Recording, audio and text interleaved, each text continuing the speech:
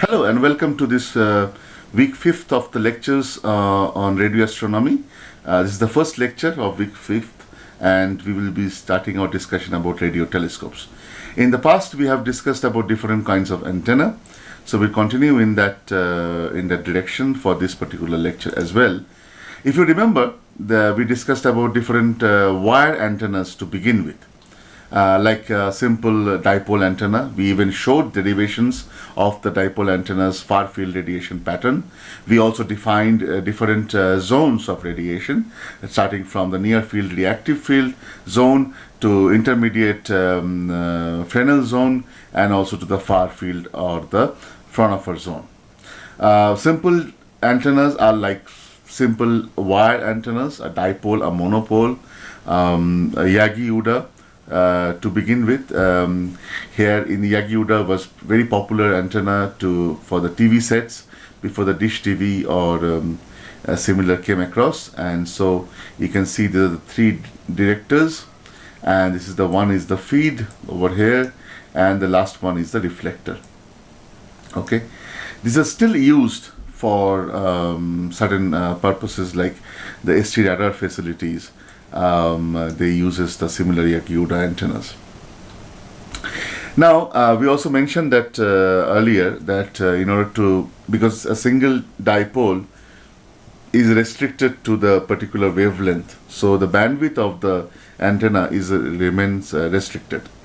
To increase the bandwidth of the antenna, we sometimes resort to designing of this log periodic dipole array, and that basically has different such dipoles at different wavelengths corresponding to, and the entire different lengths correspond to different wavelengths.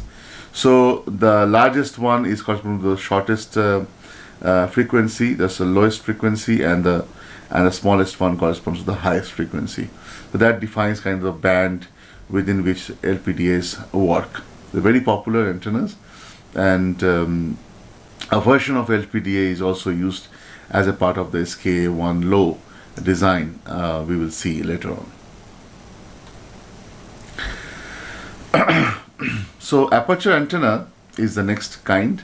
First was used by the major discovery of the CMB, cosmic microwave background radiation, was done using one such aperture antenna, where Arno Penzias and Robert Wilson, when they were trying to observe a radio source, they found that they're receiving a similar kind of a noise coming from every direction, not just a particular direction.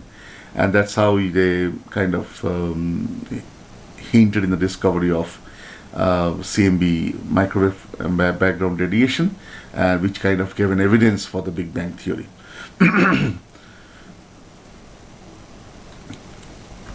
The other types of different types of aperture antennas includes horn antennas, which represent transition or a matching section from the guided mode inside the waveguide to the unguided free space mode outside the waveguide. So it's kind of a transition between the kind of what precedes is a transmission line, and what comes out is the expanded one, where you open up the angle and the wave starts going into free space. So the E-plane sectoral horn is a type of horn where the flare is in only one direction, E-plane, and H-plane similarly is the sectoral horn where the flare is in only along the H-plane. Whereas a pyramidal horn typically used flares in both E and H plane, which forms like this one.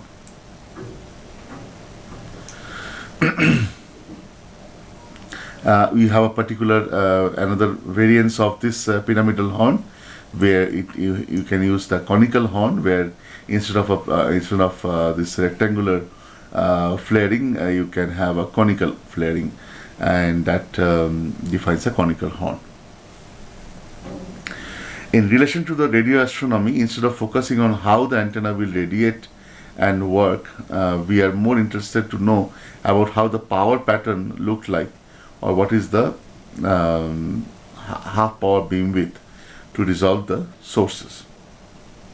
What it means is that basically we are definitely interested in the knowledge of the antenna, but mostly what defines is the half power beamwidth, which defines our field of view, and the power pattern, which defines the gain of the antenna in the receiving mode in the far field. So they are very important, and further discussions will follow in that direction. The other antennas which we discussed earlier also is planar antenna. I'm just covering it again for completeness. And there are mostly the microstrip or patch antennas, which are very popular, used in different applications like mobile communications, etc., etc. In radio astronomy also it is becoming a bit popular nowadays, particularly in respect to the space-based radio astronomical applications. But for the ground, typically we use more like the horn antennas, the conical antennas, etc. are more used than the planar antennas. So all those are have been discussed before, and what we haven't discussed earlier is a type of antenna which is very popular in radio astronomy, is a reflector antenna. Now, before we start discussing reflector antenna, one thing we have to understand is that an ideal radio telescope should have a large collecting area, because ultimately we are detecting very, very faint sources from the sky. So unless the collecting area is large, the sensitivity of the telescope won't be sufficient to detect the faint signal. Remember, we discussed about the signal to noise ratio, how the signal has to overcome the barrier of the noise, and the SNR has to be much higher than 1 in order to detect the source with significant confidence. So that is the entire requirement from the typical radio telescope design. So one way to do that is kind of starting with a collecting area. So far what we discussed, the horn antennas, the wire antennas like dipoles, they're active antennas. Here what we use is simply those kind of antennas, but we put it on top of a passive reflector. Okay, and what happens is that we have a larger collecting area. The rays typically either in the receiving mode, they will be coming from the sky, hitting the surface of the reflector, and then reaching the central region where the feed is kept. Or in the transmit mode, we can assume that there is a centrally placed element which radiates, and that will be this reflector will produce directivity, much like the effect the director has. So in this context, we can go back and relate us to this effect of the Yagi-Uda, where you have a reflector at the end, a single reflector. Just assume that the reflector antennas for the reflector antennas, this reflector is expanded to 2 dimensions, sometimes to 3 dimensions also. We will check out those. Okay, and what it provides is much better directivity, and for a transmitting antenna, and also a larger collecting area for a receiving antenna. So there are different types of reflector antennas. One is a basic. These are the basic design of all the known telescopes like GMRT, the Very Large Array in the US, CHIME in Canada, LOFAR, FAST, SKA. You keep on naming each of the. SKA Mid uses a reflector antenna. SKA Low uses different kinds of an antenna, which will come later. LOFAR also has a bit different aperture antenna kind of a design. It's not quite same as the reflector antenna, so we'll come to that as well later. Meerkat, ASCAP, on the other hand, has designs which matches with reflector antennas. So these are the most popular type of antennas used in radio astronomy and communication purposes. It provides high gain, directivity, and narrow band beam width, and high major to minor lobe ratio. So that basically means high directivity in the sense. We will be majorly discussing about the sheet reflector, then the corner reflectors, and mostly we'll be using the parabolic reflectors. So sheet reflector, it's just having a what it says. If you just expand that director for the Yagi-Uda and expand it into a two-dimensional sheet, that's what this effectively is. Not very well used in case of radio astronomy, but there are some early antennas were based on this, but not recently. Then there are corner reflectors, very well used in remote sensing purposes, but in this case also the not very well used for the radio astronomical purposes. The most popular ones are the paraboloidal reflector antennas, and that has a very interesting reason. The reason is that for a parabola, all the rays which are, if supposedly you place a radiating antenna at the focus of the parabola, then it sends out the rays out. It reflects from the dish and then becomes parallel. So all the rays which are coming from the focus reflects on the dish, and then they start becoming parallel and then become plane waves and moves out in the free space. Hence we can now consider the reverse case, where in the receiving mode this antenna will be receiving the rays from the far away sources. Since the source is at far away position, they will be sending spherical waves, but by the time it reaches the antenna, they have become more or less parallel. Okay, and we can prove this later on. And so if the parallel rays are coming from the source in the sky, they're hitting the antenna and then they're reflected by the parabolic reflector, and then they come and meet at the focus itself. And that's the property of the parabolic dish, which allows it to happen. So if you keep the receiving feed at the focus of the parabolic dish, then it will receive all the rays which are coming and hitting on the surface of the parabola. So in that case, the collecting area from over which it is collecting all the rays increases further than its own this area, whatever. Okay. So supposedly we have used the same kind of a horn antenna. So horn antenna has a certain dimensions. So if I just put it on the focus instead of just putting it looking at the sky, the collecting area increases by large. Okay. So that's what we have discussed over here, that if you follow the geometry, you can easily understand that any waves emanating from the feed at the focus will finally send out parallel waves to the sky, to the free space, and in the receiving mode the parallel waves coming from the sky at infinity comes and hits the parabolic reflector, and then comes and reflects back to the focus point. And it basically helps that the parabola has a single focus, so all the rays comes and meets there. So the paraboloid has the property of directing or collimating the radiation from the focus into a beam of beam parallel to the axis in the transmit mode.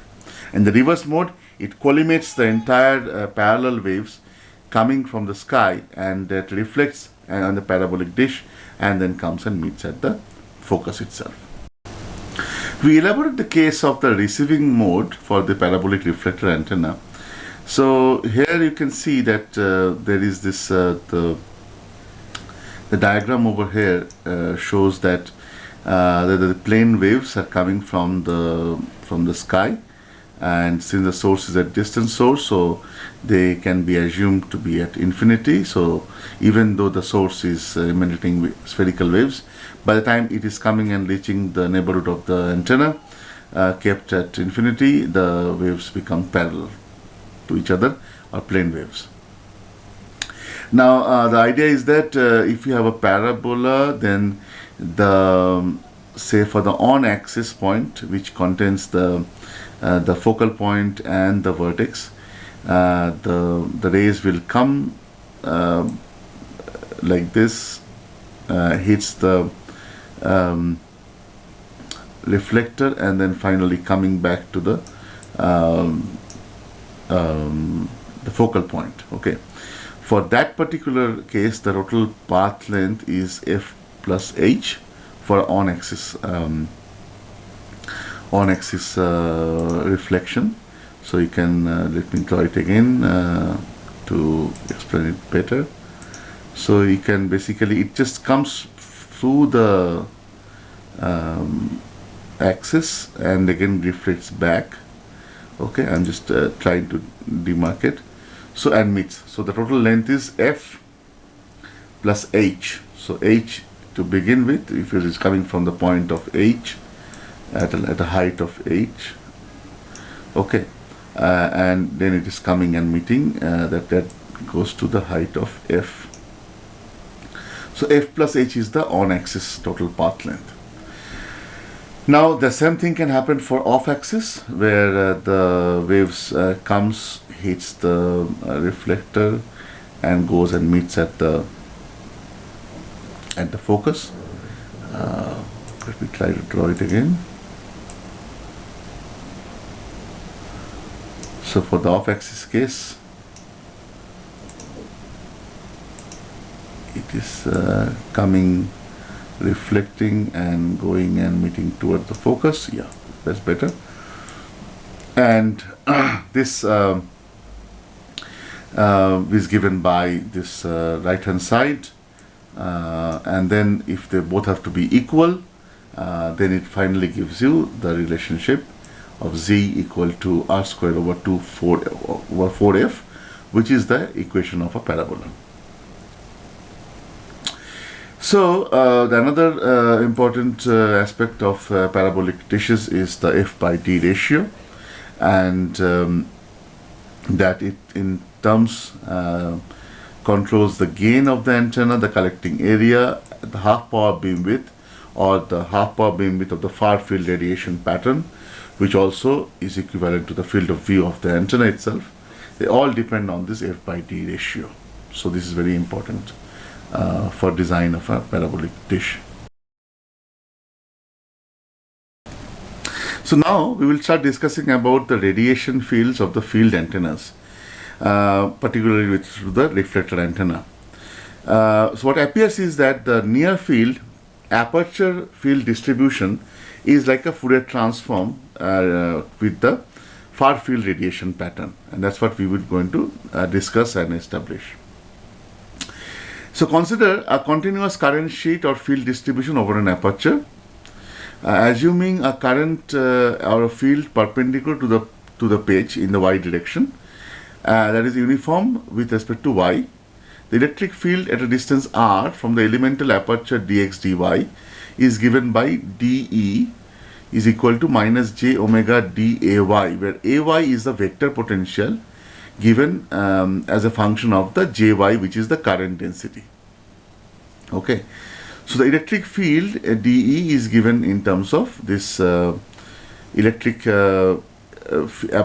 aperture electric field distribution EXY, the intrinsic impedance of the medium capital Z, omega, which is the angular frequency 2 pi times frequency, and mu is the permeability of the medium. Okay, so the infinitesimal electric field at a distance r is given by minus j omega delta dAy, which is the A is the vector potential. Okay, and Jy is the current density. So that is given now in terms of the Ex and Z and e to the power minus j beta r. Okay, that's the infinitesimal electric field at a distance r because of the current density in the aperture. So now if we do that, then we express this again for an aperture with a uniform dimension y1 perpendicular to the slide and with the field distribution over the aperture a function of only x. The electric field as a function of phi at large distance from the aperture r greater than 1 a can be defined as E of phi. So electric field has only the phi dependency, which can be expressed in terms of this aperture electric field distribution EX by this relationship. Now,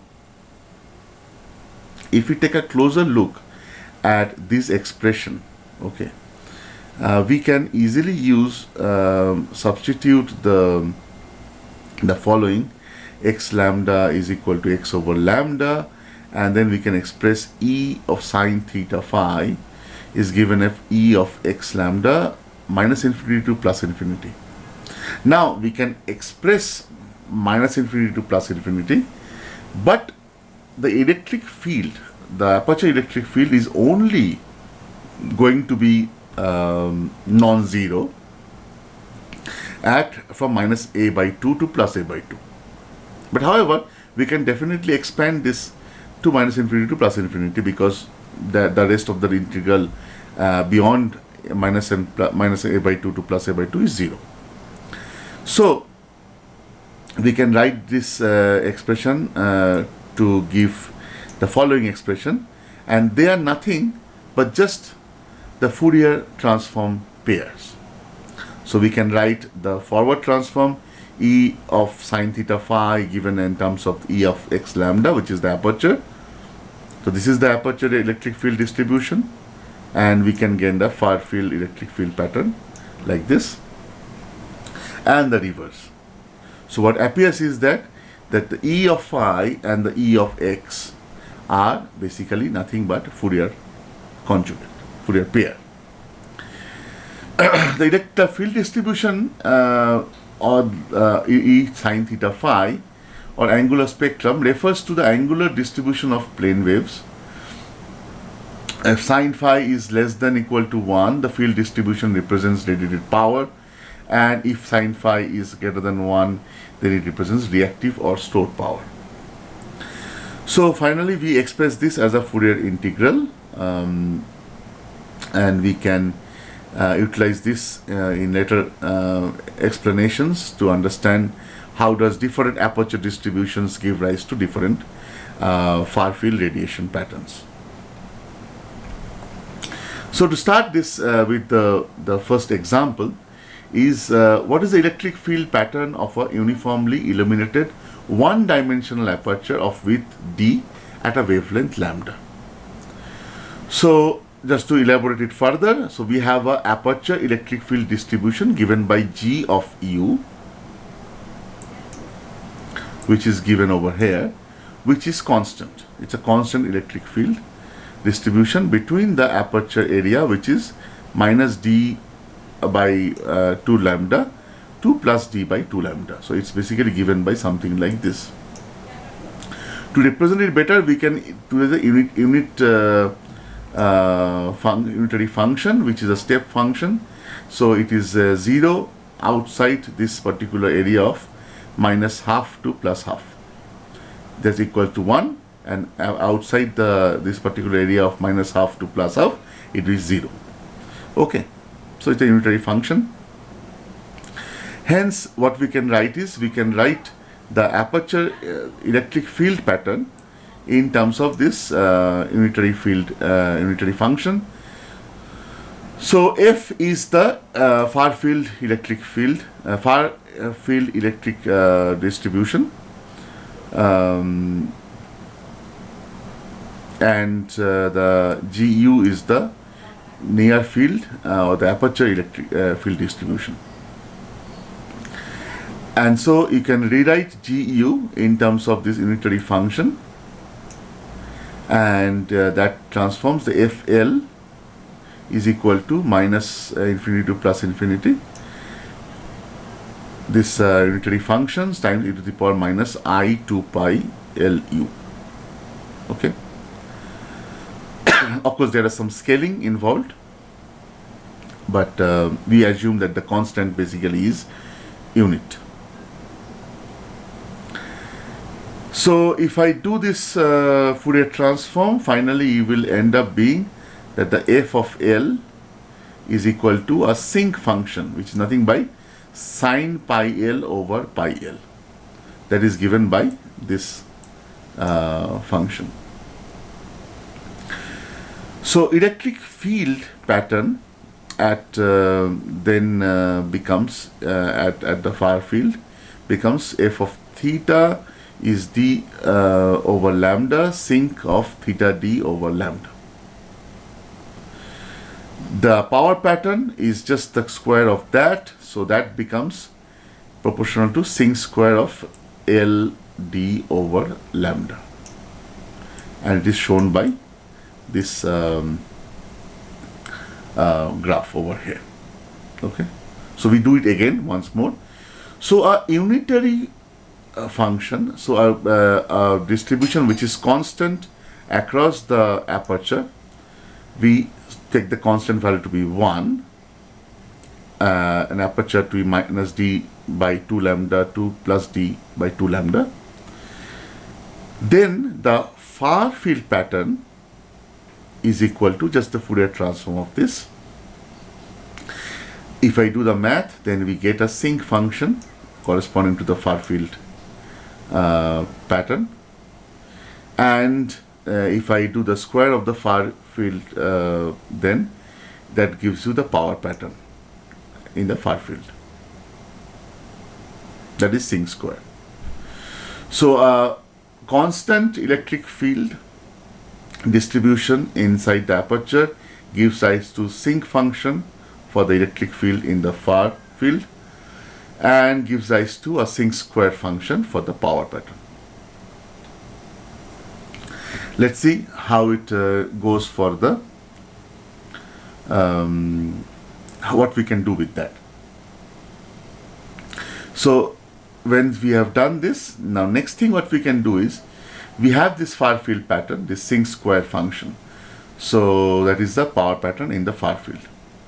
Now we know that in the bore side, so at the center of that power pattern, we have the power to be maximum. And if the power comes down to the power maximum by 2, that is the points where we have this something called a half power beamwidth. So let's consider that maximum power and consider the power coming down to the half of that maximum value at the two end. So the angular separation between these 2 points is known as half power beamwidth, or that stands as a proxy for the field of view of the radio telescope antennas. So we do the math, we determine what is the P of half power at each side, and we evaluate that. So that gives us the theta half power beamwidth to be equal to 0.89 times lambda by d. So for the sake of completeness, we can say that this is like proportional to lambda over d. So lambda over d is a very powerful measurement of the field of view. They may have some prefixes depending on the exact aperture distribution, electric field distribution, but nevertheless it depends on lambda and d. So hence we can conclude that for a radio telescope, the field of view increases with increase in lambda or decreases with increase in the diameter. So if I want to make my primary beam narrower, then the aperture should be increased for a given value of the wavelength. This is a very important concept which we'll be using more in the upcoming weeks. So going to the next example, typically the electric field distribution in the aperture is not exactly constant. So a very closer one to the reality can be a tapered illumination. So what happens is you assume that the electric field is distribution in the aperture is like a cosine function. Okay, so it's like a little bit tapered. So it is the maximum at the center and goes down a little bit towards the edge. The far field electric field pattern, going by the previous Fourier transform relationship, then is equal to this integral of this, which comes down to be finally the FL, the far field electric field pattern, is cosine pi L minus 1 divided by 1 minus 4L square. If I take the square of that, we get the far field radiation pattern, power pattern, which is cosine square function minus 1 over 1 minus 4 pi square d square over lambda square and whole square of that. If I do the same expression, like how to calculate the maximum power, so this is the electric field pattern in the aperture, this is in the far field, this is the power pattern in the far field, and since we don't see much variation in the side lobes, what we do is we change from the linear unit down to the log unit, so in dB scale. So in dB scale, now you can see the side lobes more prominently. This is the main lobe, this is the first side lobe, second side lobe, third side lobe, and so on. Okay, so the distance between the two half power points is given by this 1.2 lambda over d for a tapered illumination pattern. Now let us move to more realistic case. We are looking only into the one-dimensional case, which is not real.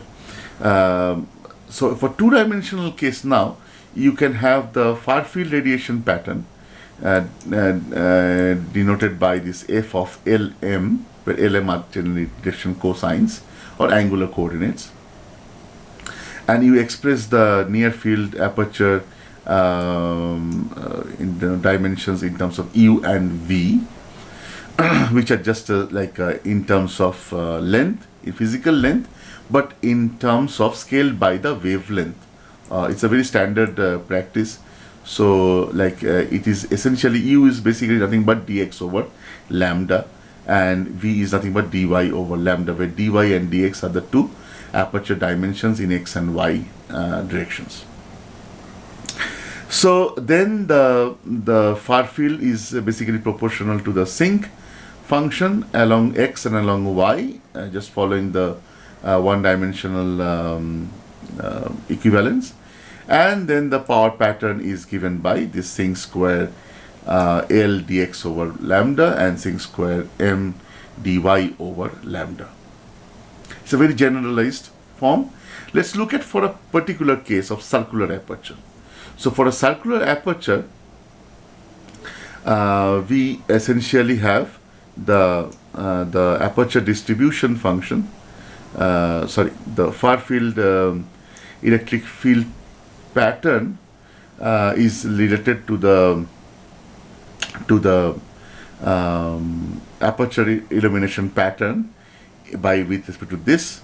Here we have used the cylindrical symmetry of the system, and the electric field hence becomes it's double integral 0 to 2 pi and 0 to infinity, and in that case the 0 to 2 pi part of this e to the power I z cosine of phi, we identify that to be the Bessel function of 0th order. So if we substitute that to this, we get the far field electric field pattern given by this expression, where J naught is nothing but the Bessel function of 0th order. If we follow the similar math, then if I have the square of this, we get the power pattern in the far field, and that is given by this expression, whole square of that. If we keep doing the math, we finally end up in the power pattern is given by 2j1 pi u d over lambda by pi u d over lambda whole square, and that is given by the first Bessel function of the order 1. This lambda 1 is nothing but this scaled function. For this particular power pattern, the half power beam width comes out to be for 58.4 degree times lambda over d. So lambda over d is still there, and there's the prefactors just keep on changing depending on what kind of aperture illumination function we are using. Now we have skipped a lot of steps, and those steps are important, but it's also very cumbersome. So what we like you to do is focus on the final result. For example, when we started with the first case, a constant electric field distribution, that gave rise to a sinc function in the far field electric field pattern, that also gave rise to a power pattern of sinc square. A tapered illumination pattern, which is given by a cosine function, gives rise to another cosine square form in the far field power pattern. For a circular aperture in 2 dimension, simple distribution of electric field in the aperture gives rise to a Bessel function in the power pattern. And finally we have the concept of half power beam width, which is nothing but proportional to the lambda over d, where lambda is the wavelength of operation of radiation or observation, and d is the dimension of the telescope or the reflector. So utilizing the nature of the Fourier transform, we can relate several different antenna electric field aperture distribution to their far field electric field pattern. It not only helps to understand the functional form, but also it also gives the half power beam width for each and every form of illumination pattern. So depending on if we have a particular scientific observation in mind, that we have to have the field of view up to some level, we can design our telescope and aperture distribution in a way that it reflects the right amount of field of view. To come to a couple of such issues, like the side lobe levels often are a big botheration. We typically want to see some part of the sky with a high sensitivity, that is true, but we do not want that there are spurious sources getting picked up by the side lobes, because we're not paying attention to those while doing the data processing. So one of the requirement for having an idealized beam or far field radiation pattern is having the lowest side lobes possible. So that one can check different functions. So here we have, for the completeness, we have said the uniform function leads to a sinc square function in the far field, sinc function in the far field for this. A triangular function also have a similar pattern. A cosine function gives rise to this kind of function. Cosine square gives rise to almost a sinc square. A Gaussian gives rise to a Gaussian. Inverse taper goes to this alternate negative and positive side lobes, and edge also gives this kind of a pattern. Inverse taper, just to summarize, less amplitude at the center than the edge yields a smaller beam width but larger minor lobes than for the uniform distribution. That's one interesting thing to note. Here we also give some more such examples of different aperture field distributions, specific cases of tapering and etc. for rectangular and circular aperture for just completeness. Now in the next one we come to a very important relationship. We knew that there is a relationship of Fourier transform between the aperture electric field distribution and the far field electric distribution. We also have done the squaring of the electric field in the far field to get the power pattern in the far field. So in this case, if we just put things together, it will not be very difficult to understand that the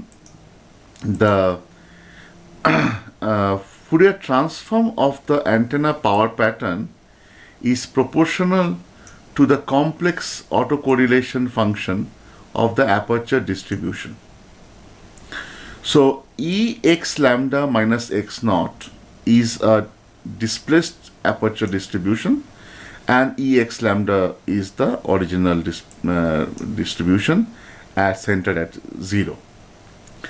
The correlation function of autocorrelation function of these two is proportional to the some power pattern. Okay, that is the Fourier transform of the antenna power pattern. Okay, so if I take the individual electric fields and we Fourier transform them, we get the far field pattern, and the squaring the far field pattern, we get the power pattern of the antenna. So the power pattern, if we Fourier transform it back or inverse Fourier transform, we get P x lambda 0. Okay. Hence, it is easy to understand then the Fourier transform of the antenna radiation pattern is proportional to the autocorrelation function of the aperture distribution or aperture electric field distribution. Okay. That's a good valid relationship, and we will be using it later. This is first discovered by Bucher and Clement. So another concept in this line is an antenna response to a moving source. So let's say the S theta S phi 0 is the observed power distribution, and B phi is a true source brightness distribution, and P n phi is a mirror image of the normalized power pattern. So the S, which is the observed power distribution, it will be equal to minus infinity to plus infinity B phi, which is a true source distribution, times the antenna power pattern. So it's the convolution of the antenna power pattern and the source brightness, which is the final observed power pattern, which is kind of obvious. So you have a primary beam of the antenna, and you see the source coming and going out of the beam. Now we will not be able to see or determine the exact source distribution. Okay, but we will see the source brightness convolved with the antenna power pattern as our observed or inferred source distribution. So there will be a convolution with the primary beam pattern of the antenna, which we are using to observe the source. Okay, that will be there. So that's what we wanted to mention it over here. So if we have a narrow beam, then we may be able to see different we can resolve the source if the source is finite in size. If the beam is very large, then we may infer a extended source to be a point source or a compact source, because it is larger than the size of the source itself.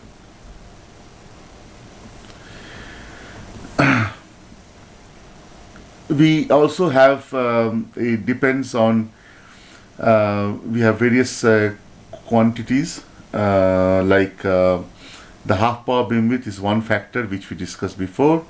We also have something called full width, the beamwidth at first null, BWFN or FNBW, and that also is another measure of the field of view.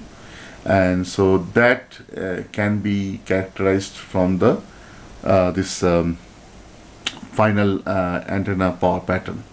If we get the power pattern, we have the way to understand where the power pattern goes from maximum to half of the maximum value, and so you can basically just measure the distance between the two half power points, and that will give you the half power beam width. Same if you want to calculate the distance between the two null points, you have to put the value of the power pattern to be equal to 0, and you will get 2 points, and that's how you calculate. We in fact did some examples in our previous weeks when we discussed about the both the first null beam width Fn BW, over here it says BW Fn, and the half power beam width.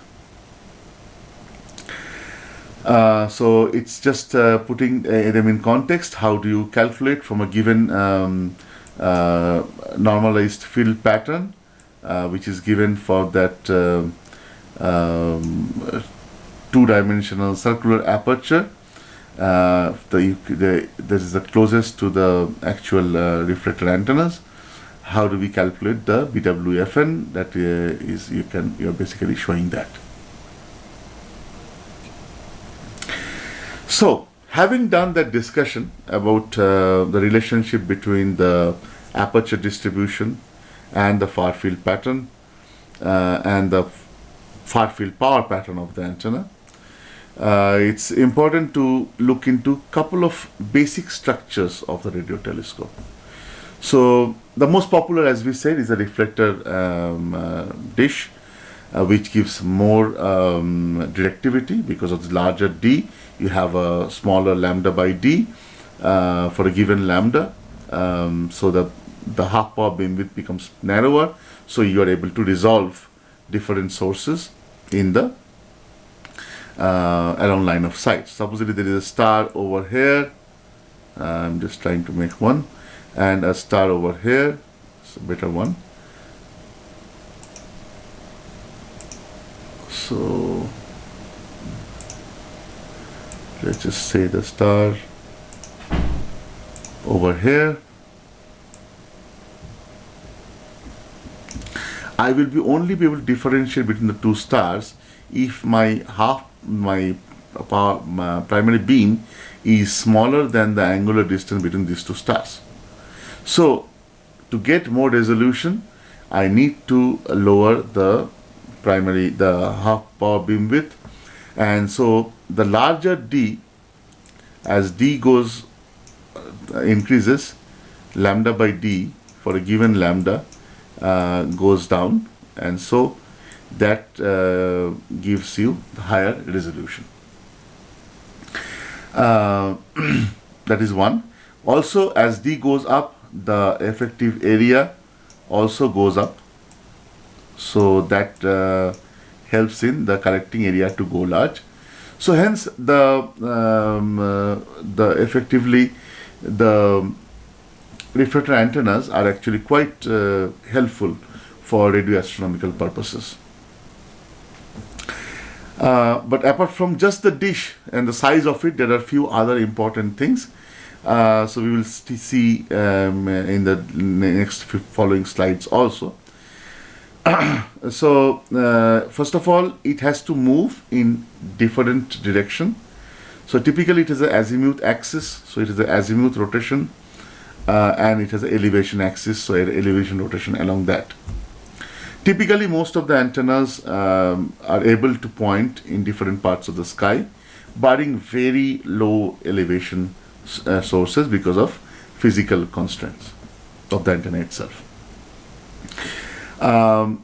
This is a diagram of a Cassegrain antenna, and we will show you what Cassegrain means in a bit. But the dish is parabolic, so as the rays from the sky are coming, they are hitting the surface of the dish, and they are getting reflected back, and to the focus there is another secondary reflector, which then focuses it down to the feeds or the antennas, which are then situated on the central part of the dish as a whole. So this is the primary reflector, the dish, and this is the secondary reflector, sub-reflector, which is at the focus. Okay. There are more things to that. There is, as we said, there is a elevation axis, so there is an elevation encoder. Okay, in that case, which asks it to move in separate in particular way to track a particular source on the sky. Similarly, there is a azimuth encoder for because this is having a movement in the base of it, and it moves like that. There is a quadrupode which supports this focal sub-reflector and the focus, and there is other different structures, foundations. This is all a radio telescope is a engineering marvel by itself, mechanical, electrical, all combined.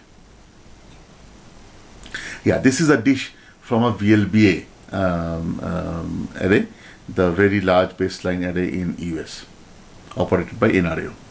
This is a ALMA dish, and you can see that there are several compared to the VLA or VLBA dishes. The surface is further very smooth, and we'll come to that. There is a different kind of this quadrupode structure which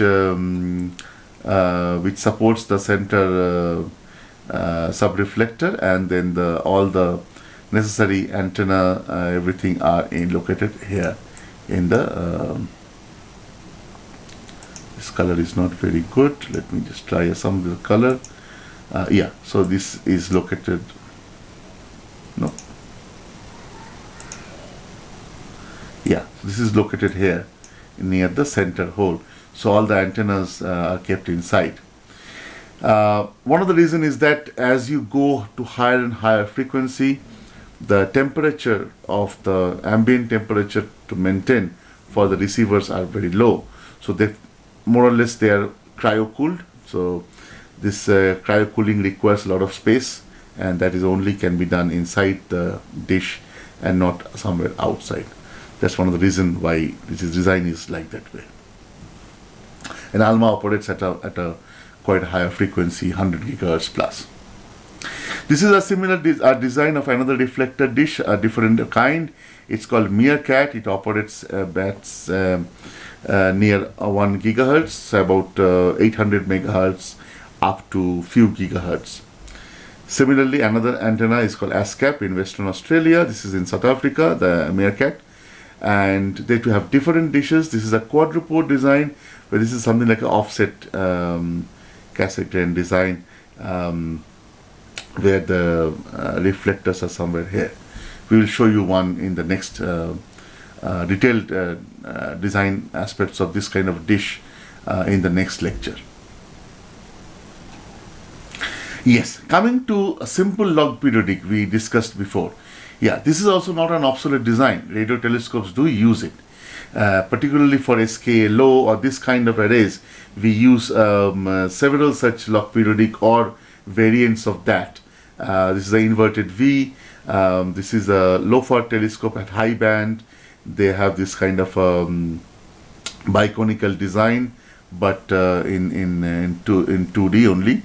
Then this is a antenna for the design for the SK1 low, and this is called Scala 4.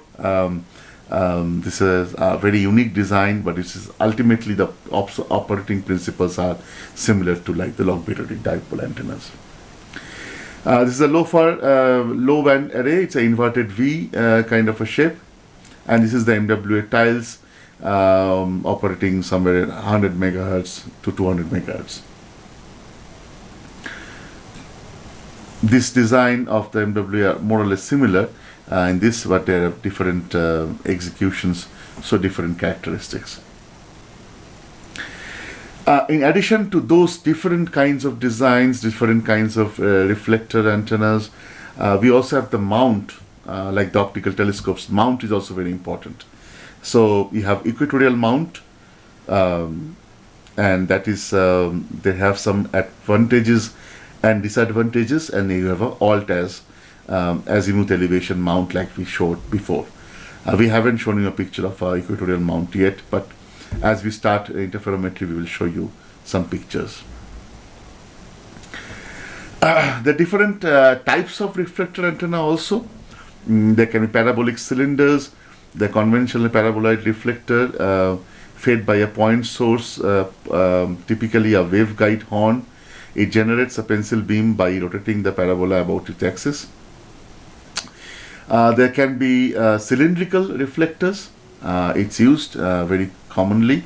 In fact, the OT telescope in India is a cylindrical reflector, and GMRT is a parabolic reflector. So even in India, you have different versions. For a parabolic reflector, a very simple, we have already seen the design. We have seen for Cassegrain. So let's look it for a different thing. So parabolic reflectors are where the feed itself is kept at the focus of the parabola, and so the antenna's rays of it comes, and then they reflects and they meet at the focal plane. Very simple. There is no subreflector. Okay. Of course, there is a problem. There are, of course, pros and cons in every design. If we have the feed over here, which is quite large, then there is a significant blockage creates because of that. Okay. That's a parabolic reflector. The main design which we will follow for this is for GMRT, which has this is its rotation around azimuth around this place, and the elevation rotation happens in this area encoder. This is a dish which is unique by its design. These are the quadrupods over here, and this is the feed assembly in the focus. So very simple as it looks like, but very sophisticated indeed, and we'll come to that later on. In addition to parabolic reflector, you have a spherical reflector, and one of the important telescope called FAST in China, adopts this design, and so they have a fixed telescope at a location, and there is a movable central feed which moves from one end to the other, and the dish also deforms a little bit to give it a instantaneous 300-meter diameter kind of aperture, and it can focus at a particular point in the sky, but it cannot focus. It cannot point at any location of the sky because of its limitation. The dish is fixed on the ground. Nevertheless, it follows this spherical reflector design. Which we showed already, the Cassegrain, where you have a subreflector. Let's change the color of the pointer. You have a subreflector in the focus, and you have the main antenna feed designs are kept in the center part of the dish. This is a Cassegrain, and that is operational for several antenna designs like the VLA, the VLBA antennas, the ALMA antennas we showed, and so and so. So this is the VLA antenna, and you can see the central subreflector. At the center, you can see on the dish there are all these antennas sticking out. That is the different feeds for different wavelengths. Okay, there are feeds for L band, feeds for the higher frequencies going up to 50 gigahertz. The VLA has feeds. So as you said, there cannot be a single antenna which covers the entire electromagnetic spectrum, even within the radio range. So you have to build several different receivers and feeds to be able to do that. What happens is that this subreflector actually moves a little bit, and it focuses and it sends a signal, the collected rays into that particular feed which is operational for that particular time.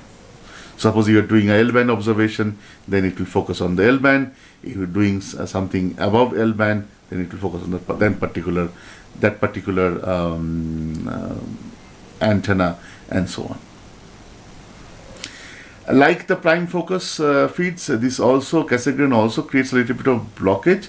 However, the good part of this is that if you are using the higher frequency receivers, then it can be cryo-cooled and in the space below the dish. So just to summarize, there are different kinds of feed locations. The Cassegrain, we have already discussed. The Gregory, which is like you have a subreflector, but which is inverted parabola, not in this way. So that is different, and so it comes out and goes into the central part. There is Naismith, where you have a subreflector, but then it comes through and the receiver is kept somewhere else, not at the center of the dish, and that is called Naismith. Offset Cassegrain, when you think like this is, you're using only one part of the dish of the Cassegrain, and you're not using the other part, that gives rise to the offset Cassegrain antenna. This is same for Meerkat and for Green Bank telescope. We will discuss it later. So prime focus, just to summarize once very quickly, prime focus is for GMRT, Cassegrain is for VLA and Allen telescope array. Offset Cassegrain is one thing where the subreflector actually moves and can point little bit here and there to point to different parts of the central part, and you can keep multiple, not only single feed but multiple feeds over here, so that it can just move the subreflector and point. Naismith we have already discussed. There is also something called beam waveguide, and they are a little bit more complicated, and dual offset or offset Cassegrain for the Allen telescope array and for the Green Bank telescopes. The Cassegrain focus here is for the Australian telescope compact array. These are the different telescopes for that particular feed locations. So we just wanted to have a summary that we have all the very great telescopes. They have different collecting areas. We have the first, which is quite the largest single dish, and the collecting area is basically just the measure of the d square of the diameter square of the particular antenna. But then you end up having interferometers where you have n number of such antennas, so n d square is the kind of the collecting area, how it scales. So in this fashion, we are getting up from the telescopes which we know today to something like SKA, which is going to have a square kilometer of collecting area, and that's the goal and that's the aim in future. Thanks for listening. We will be having our next lecture on the remaining part of the radio telescope designs, and see you in the next class. Thanks. One last thing before ending, as we say every time, that all of the lecture notes have been created from existing materials of different books. So we try to refer them wherever they are relevant in that particular slide. But in case we are missing them, please, I apologize. And so we have a list of references printed at the end of each lecture, which basically shows from where we are basically borrowing some of the contents, like some of the diagrams, equations, etc. So thanks for your understanding. See you in the next class. Thank you. Bye.